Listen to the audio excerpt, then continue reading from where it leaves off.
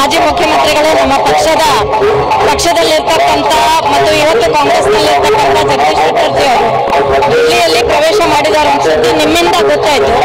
ಹಾಗಾಗಿ ಒಂಥರ ಖುಷಿ ಆಗ್ತದೆ. ಯಾಕಂದ್ರೆ ಯಾವ ಮನೆಯಲ್ಲಿ ಇಟ್ಕೊಂಡು ಆ ಮನೆ ಸಂಸ್ಕೃತಿ ಏನಿತ್ತು, ಹೊರಗಡೆ ಹೋದ್ಮೇಲೆ ಏನ್ ತೊಂದರೆಗಳಾಗ್ತವೆ ಅನ್ನೋದು ಹೊರಗಡೆ ಹೋದ್ಮೇಲೆ ಗೊತ್ತಾಗೋದು. ಹಾಗಾಗಿ ಮತ್ತೆ ಮರಳಿ ಅವರು ನಮ್ಮ ಮನೆಗೆ ಪ್ರವೇಶ ಮಾಡಿರೋದು ತುಂಬಾ ಖುಷಿ ಕೊಡುವಂಥದ್ದು.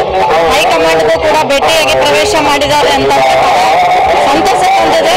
MP ಎಲೆಕ್ಷನ್ ಅಲ್ಲೂ ಕೂಡ ಇದರ ಪರಿಣಾಮ ತುಂಬಾ ಒಳ್ಳೆಯದಾಗ್ತದೆ. ಅದನ್ನ ಕಾದು ನೋಡ್ಬೇಕು. ಒಬ್ಬರಂತೂ ಹಿರಿಯರ ಮನೆ ಹೊರಗಡೆ ಹೋಗಿ ಒಳಗಡೆ ಬಂದಿದ್ದಾರೆ. ಮುಂದಿನ ದಿನಮಾನಗಳಲ್ಲಿ ಕಾದು ನೋಡೋಣ, ಅದೇ ಕಾದು ನೋಡೋಣ ಅಂತ ಈಗ ನಾವು ನೋಡ್ತಾ ಹೋಗ್ಬೇಕು. ನಾನು ಹೇಳಿದ್ರು ತಪ್ಪುತ್ತದು. ಯಾಕಂದ್ರೆ ಕಾಲ ನೋಡ್ತಾ ಹೋಗ್ಬೇಕು.